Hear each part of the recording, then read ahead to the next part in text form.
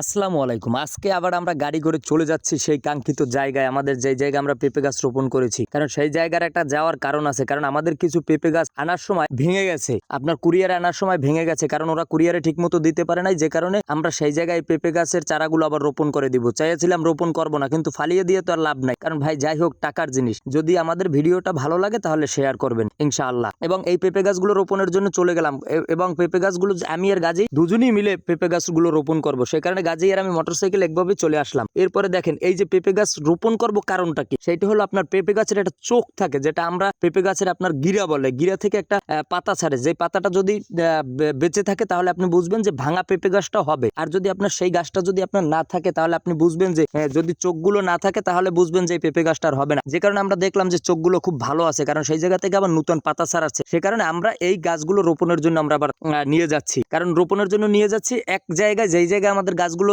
Normal গাছ পড়েছে সেই জায়গায় আমরা এই চারাগুলো রোপণ করে দিব। কারণ চারাগুলো যদি রোপণ করে না দিই তাহলে এই চারাগুলো ফেলিয়ে দিয়ে তো আর লাভ নেই।